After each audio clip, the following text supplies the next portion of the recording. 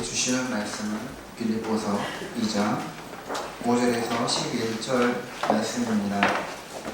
빌립보서 2장 5절에서 11절 말씀입니다.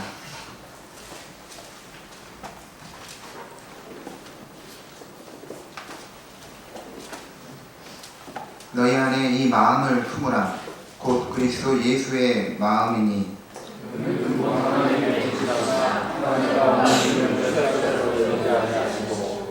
오히려 자기를 비워 종의 형체를 가지사 사람들과 같이 되셨고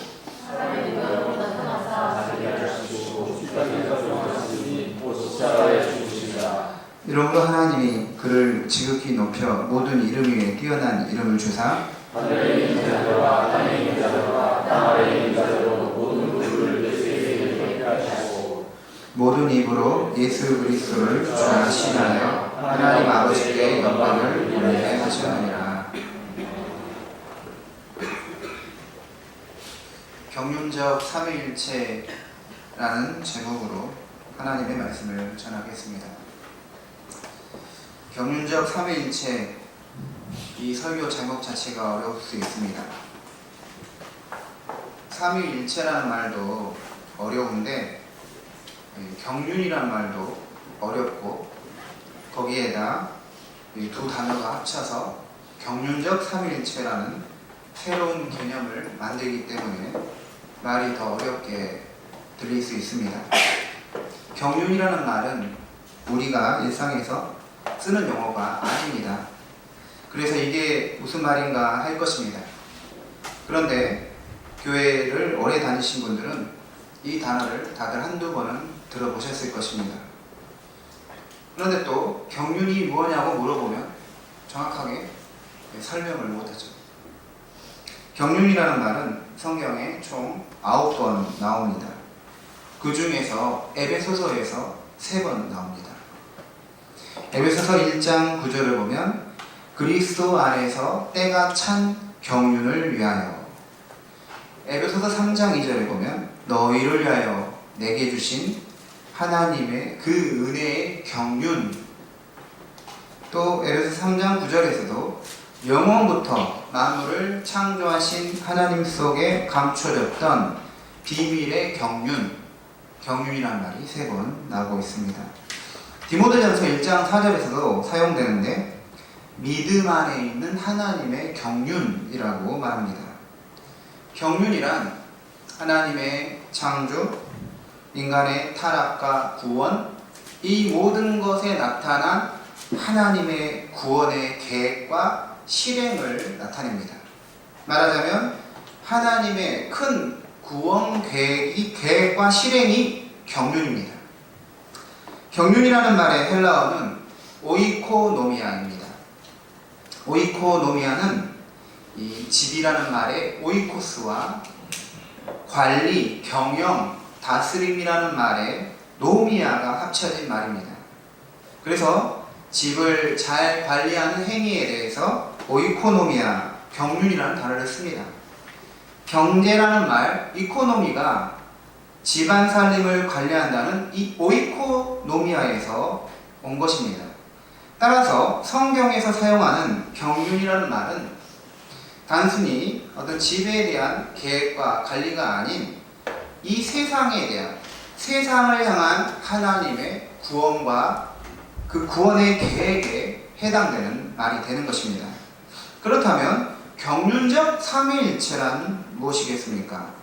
하나님이 이 세상을 창조하시고 또 인간이 타락하고 그 인간을 구원하는 것에 대한 그 하나님이 가지시는 계획과 그 실행에서 하나님이 자신을 드러내신다는 것이죠. 삼위 하나님으로 하나님이 창조하고 구원하는 그 과정 속에 자신을 드러내십니다.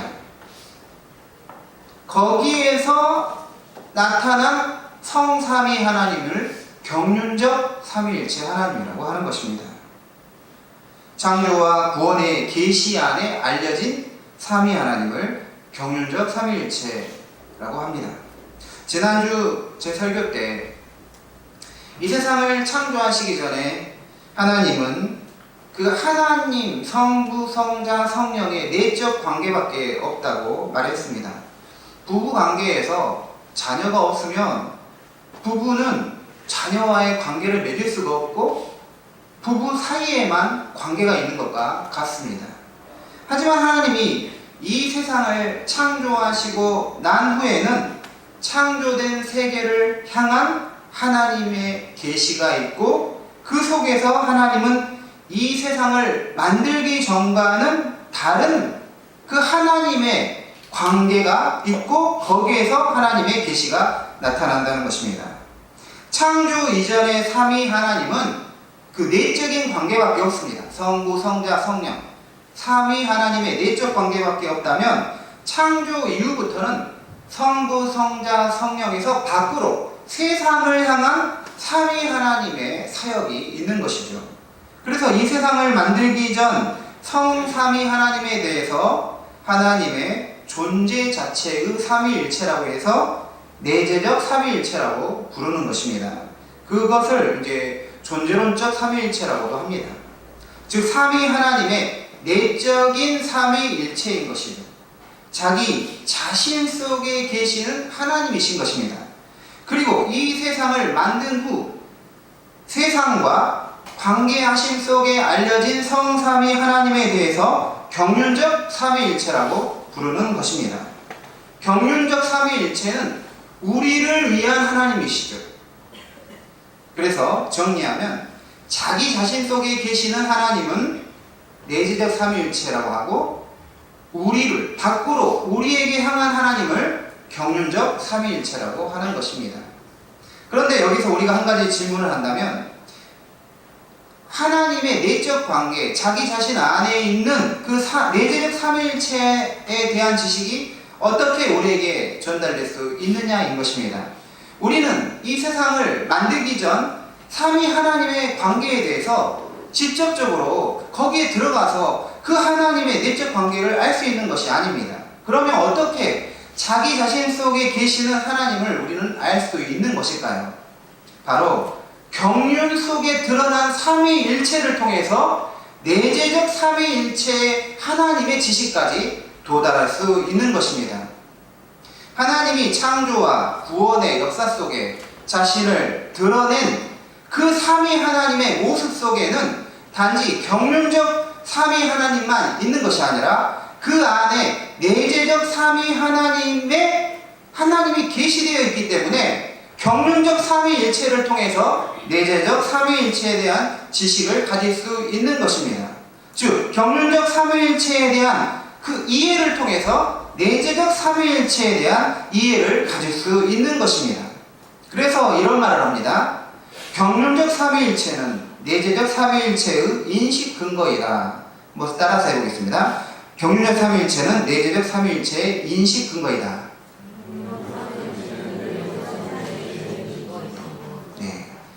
내재적 삼위일체를 인식하는 그 토대는 어디 있냐는 거예요. 경륜적 삼위일체에 있다는 것입니다. 하지만 반대로 내재적 삼위일체는 경륜적 삼위일체의 존재 근거라고 말할 수 있습니다. 이것도 따라서 해보겠습니다. 내재적 삼위일체는 경륜적 삼위일체의 존재 근거이다. 즉 내재적 삼위일체 하나님이 먼저 있고 그것에 근거해서 경륜적 삼위일체가 있다는 것입니다. 다시 정리하면 이 세상을 만들기 전에는 어떤 하나님이 계셨어요? 그분 안에서만 하나님이죠. 그게 뭐라고 했죠? 내재적 삼위일체라고 했습니다. 이 내재적 삼위일체 하나님께서는 이 세상을 만드시면서 이 세상에 대해서 자신을 드러내고 계시하시죠. 거기에 나타난 하나님 뭡니까? 경륜적 삼위일체이십니다. 그런데 경륜 속에서 이 세상을 만들고 구원하는 그 과정 속에서 나타난 하나님이 경륜적 삼위일체라고 하면 내재적 삼위일체는 어디 사라져버리냐는 거예요. 내재적 삼위일체는 어떻게 되냐면 경륜적 삼위일체 아래에 바탕에 깔려있는 것이죠. 그러면 하나님의 구원 경륜이 완전히 끝나는 시점이 있습니다. 그리스도가 하나님 우편에서 나라를 세우는데 이 모든 나라를 아버지 하나님께 바치고 나서는 이 구원의 경륜이 완전히 끝나면 어떻게 될까요? 다시 내재적 삼위일체로 돌아갈까요? 내재적 삼위일체와 경륜적 삼위일체가 동일시되는 된다고 보고 있습니다. 참 이게 쉬운 것은 아니지만 분위기가 아주 제가 민망합니다. 구원의 경륜 속에 알려진 경륜적 삼위일체는 이 세상을 창조하기 전 하나님의 내적 관계만 있던 내재적 삼위일체와 다른 중요한 차이가 존재합니다. 이걸 알아야 돼요.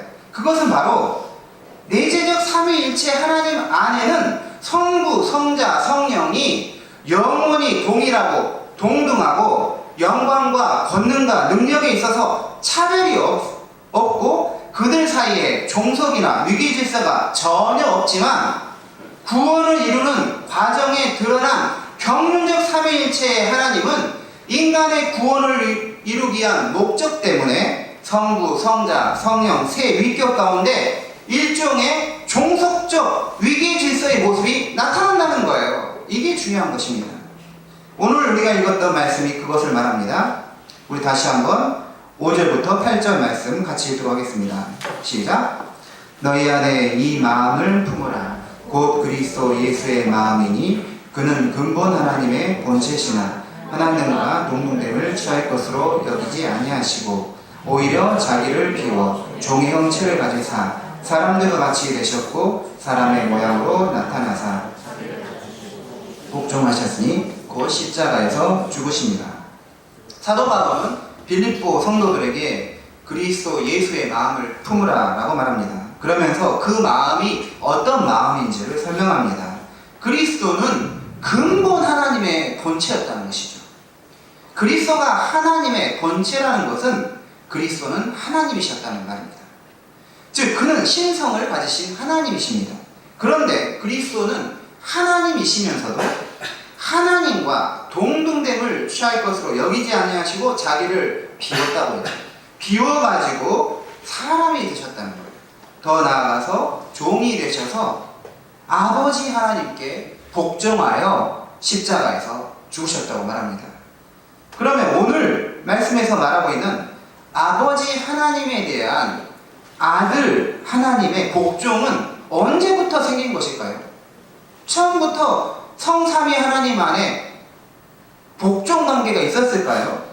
이 세상을 만들기 전에는 아버지에 대한 아들의 복종이 없었습니다.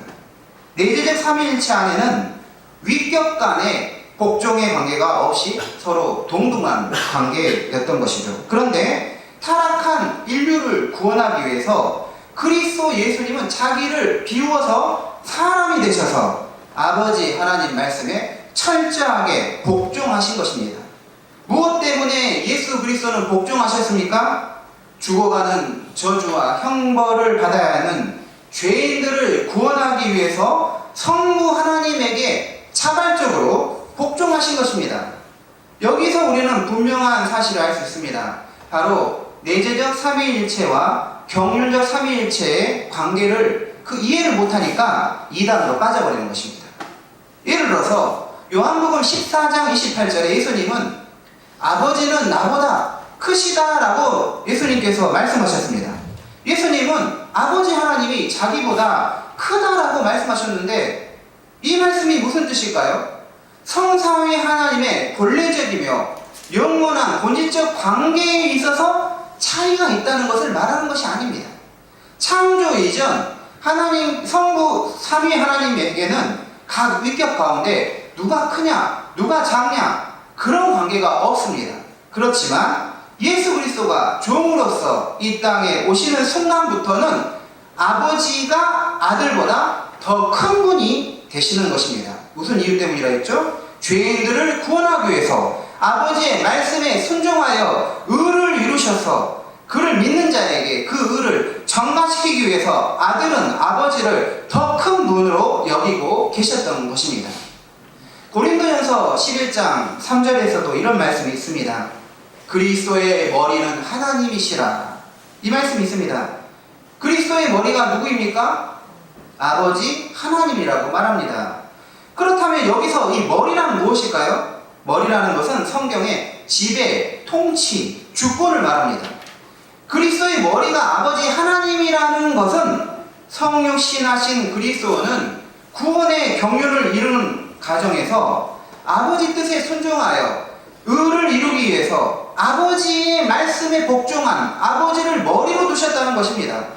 그리스도가 아버지 말씀에 복종하심으로써 아담의 불순종으로 죄와 불의가 세상에 찾아왔다면 아들의 순종으로 인해서 의와 생명이 세상에 찾아오게 된 것입니다.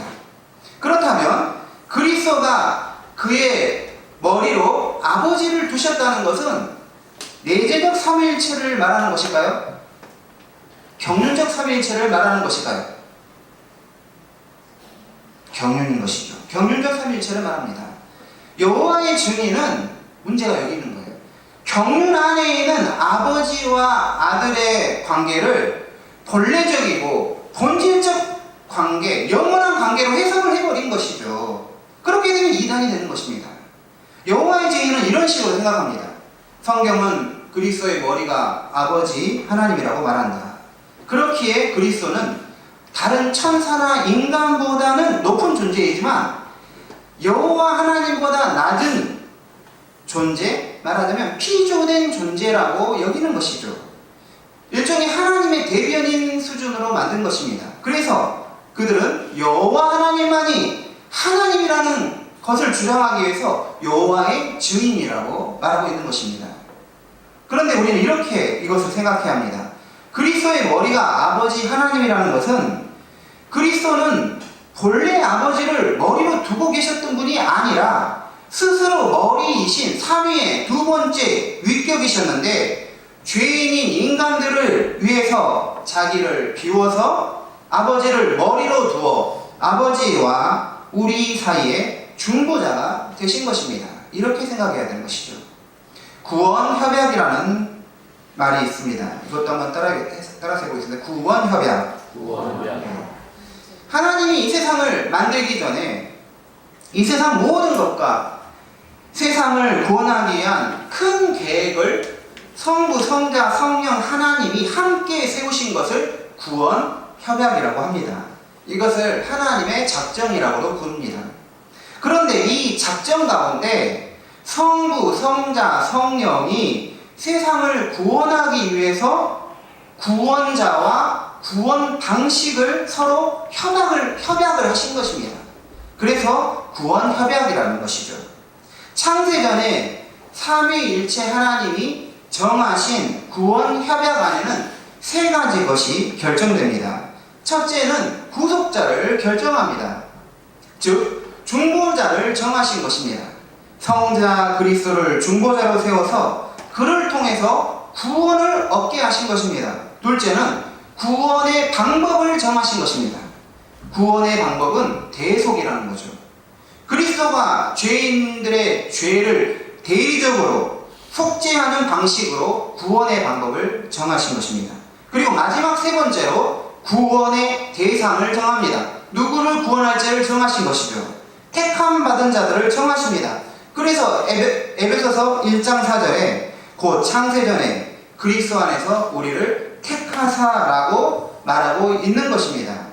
구원의 경륜을 이루는 과정에서 성자의 자발적 낮추심과 복종은 존재론적으로 그 존재 자체가 낮고 아버지에게 종속된다고 생각하는 것은 바로 이단 사상에 해당되는 것이 되는 것이죠. 성령 하나님도 마찬가지입니다.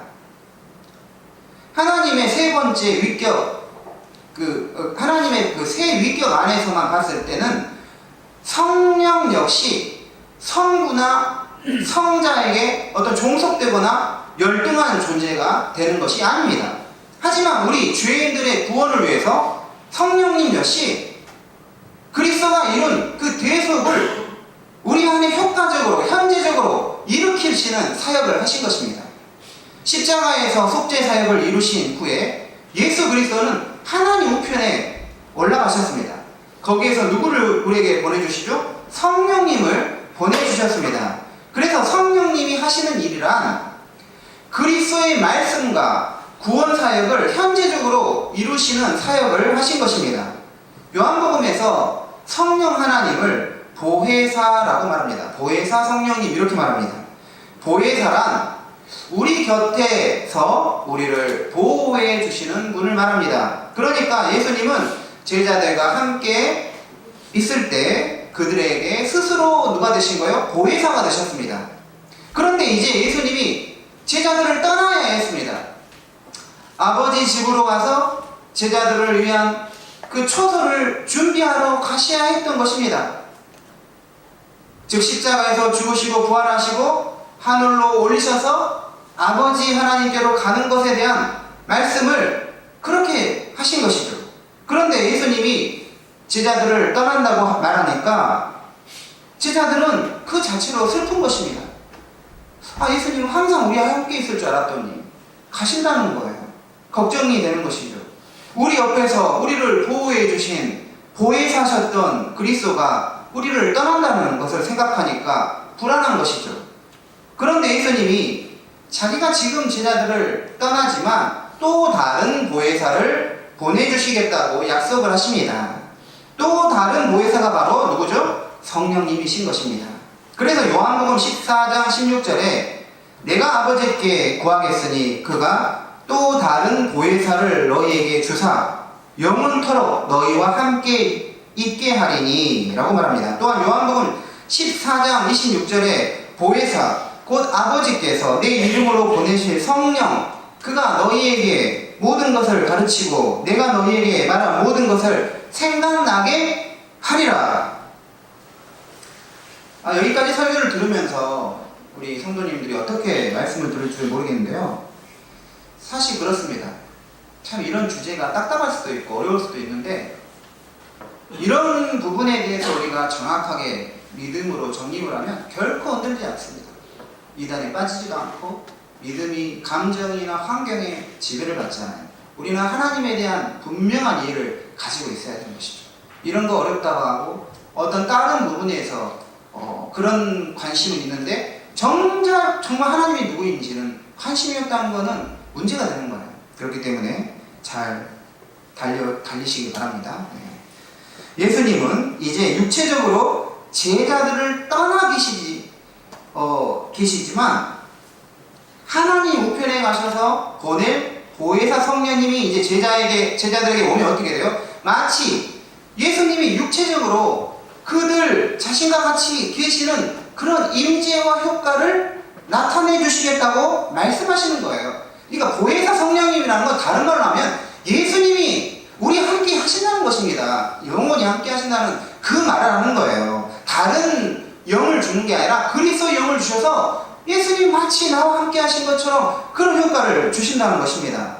예수님은 하나님 우편으로 가셔서 제자들을 떠나 계시지만 성령님이 오시면 예수님의 말씀도 제자들에게 생각나게 하시고 말씀의 의미도 깨우쳐 주시고 마치 예수님이 계신 것처럼 그런 역사를 일으키신다는 것입니다. 그래서 성경에서는 성령님을 가리켜서 그리스도의 영이라고 부르는 것입니다. 바로 그리스도를 나타내고 증거하는 영이신 것이죠. 그 점에서 조금 이따 우리가 성찬을 할 건데 성찬의 빵과 포도주에는 그리스도가 임재하시는데 누구를 통해서 임재하시냐면 성령님을 통해서 임재해요. 그래서 그 빵을 먹으면 마치 예수님의 그 살을 씹어 먹는 육체의 살을 씹어 먹는 그런 효과를 실제적으로 가져온다는 거예요. 하지만 이 빵은 하나님 우편에 계신 그 몸과는 다른 것이죠. 천주교는 하나님 우편에 계신 그 예수님 몸과 이 빵이 완전히 같다는 것입니다. 그거는 피조물, 이 빵을 무상화시키는, 신성화시키는 잘못된 신학인 것이죠. 여러분, 하나님과 우리 사이를 연결하는 중보자가 누구이십니까? 바로 예수 그리스도입니다. 그런데 지금 예수님 어디에 계십니까? 하나님 우편에 우리를 멀리 초월적으로 떠나 계십니다. 그러면 우리는 예수님은 우리 안에 계시지 않나요? 예수님이 어디에 계시냐고 하면 다들 뭐라고 말합니까? 내 마음속에 있다고 말하지 않습니까? 이 점에서 높이 계신, 위에 계신 그리스도와 우리 사이를 연결해 주신 분이 있다는 것을 알 수 있죠. 바로 성령님이신 것이죠. 성령님을 이 점에서 예수님과 우리 사이의 중보자라고 부르는 것입니다. 하나님과 우리 사이의 중보자는 누구예요? 예수 그리스도죠. 예수 그리스도와 우리의 중보자는 누구예요? 성령님이신 것입니다. 경륜적 삼위일체 안에서 일종의 삼위 하나님 간의 종속적 특징이 보입니다. 성자는 성부에게 종속되어 그분의 뜻을 이루기 위해서 십자가를 지시고 대속적 사역을 완성하셨습니다. 또한 성령은 성자의 사역을 현재적으로 신자들에게 이루시는 사역을 한다는 점에서 그리스도에게 종속된 특징을 가지고 계십니다. 하지만 그것은 하나님의 본래 내적인 관계 때문에 그런 것이 아니라 구원의 경륜을 이루는 과정에서는 그런 종속이 있는 것입니다. 우리가 지난주 말씀에서 삼위일체 하나님을 말할 때 세 위격이 한 분 하나님이라고 했습니다. 그리고 세 위격에서 위격을 정의했습니다. 위격이란 본질과 고유성이라고 했습니다. 기억나시나요? 네. 그래서 시험을 봐야 돼요, 사실은. 본질은 그 하나님이신 거죠. 즉 신성입니다. 그리고 고유성은 성자는 성부의 고유성은 뭐라 했죠? 아버지 되신 부성과 출생되지 않으심이라고 했죠. 그리고 성자의 고유성은 뭐라고 했죠? 자성, 아들 되심과 출생했다라고 말했죠. 그리고 성령의 고유성은 성령성과 나오심, 발출이라고 했습니다. 내재적 삼위일체 하나님 안에서 세 위격의 고유성이 있듯이 마찬가지로 경륜적 삼위일체 안에서도 세 위격이 가진 고유성이 있습니다. 그래야 삼위 하나님은 한 분 하나님 안에 세 위격으로 구별되어 계실 수 있는 것입니다. 우리가 흔히 성부 하나님에 대해서 그분에게만 돌리는 고유한 특징이 있습니다. 바로 창조입니다. 태초에 하나님이 천지를 창조하십니다. 성자와 성령이 창조 사역에 참여하셨지만 창조는 성부만이 가진 고유한 사역인 것이죠. 그리고 성자의 고유성이 무엇이겠습니까? 성자는 구원하신 것이죠. 구원. 그래서 성부를 창조주 하나님이라고 부르고 성자를 구속주 하나님이라고 부르는 것입니다. 물론 구원 역시 성부나 성령도 참여하시지만 성자의 그 고유한 사역이라고 할 수 있는 것이 바로 구원입니다. 성자 하나님의 고유한 사역이 구원인데 십자가에서 다 이루심으로써 구원의 길을 열어주신 것이 성자의 고유한 사역입니다. 그렇다면 성령 하나님의 고유한 사역이 무엇이겠습니까?